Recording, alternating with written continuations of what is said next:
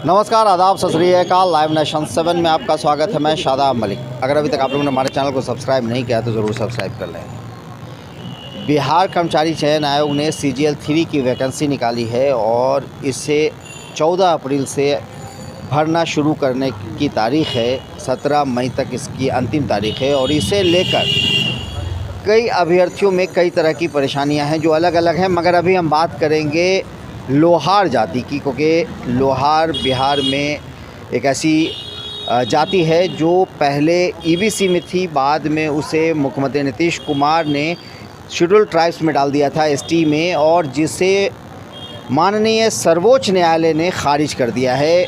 अब ये अभ्यर्थी काफ़ी कंफ्यूज हैं, उन्हें ये समझ नहीं आ रहा कि वो अगर ये फॉर्म भरें तो अपने आप को किस कैटेगरी में रखें। इस मुद्दे पर हम बात करेंगे। हमारे साथ मौजूद हैं छात्र नेता दिलीप कुमार। दिलीप, लाइव नेशन 7 में आपका स्वागत है। जी, बहुत बहुत धन्यवाद आपका। ये जो मुद्दा है लोहार जाति का, बड़ा जटिल होता चला जा रहा है। अब सुप्रीम कोर्ट ने भी खारिज कर दिया कि ST कैटेगरी में वो नहीं रहेगा, तो अब क्या है आगे?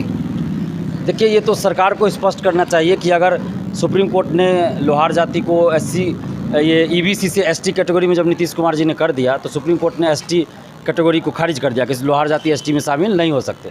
तो अब बिहार सरकार को स्पष्ट कर देना चाहिए ना कि लोहार जाति को अभी किस श्रेणी में वो मान रही है। बिहार सरकार, मान लीजिए जो कोई वैकेंसी आ रही है तो लोहार जाति अपने आप को किस श्रेणी में फॉर्म भरेंगे।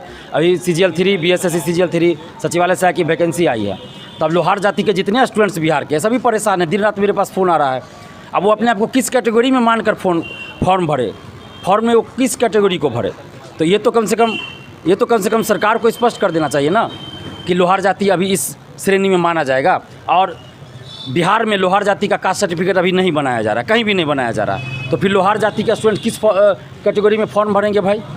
अभी उनका कास्ट सर्टिफिकेट बन ही नहीं रहा। कास्ट सर्टिफिकेट बन ही नहीं रहा है, और किस श्रेणी में वो आएंगे उनको भी पता नहीं है अभी, क्योंकि सुप्रीम कोर्ट ने खारिज कर दिया ST कैटेगरी को, और नीतीश कुमार जी ने ये स्पष्ट किया नहीं कि उनको किस कैटेगरी में हम रख रहे हैं। तो मामला एक तरह से समझिए कि लंबित है। क्या होगा नहीं होगा, तो फॉर्म में कैसे भरा जाए?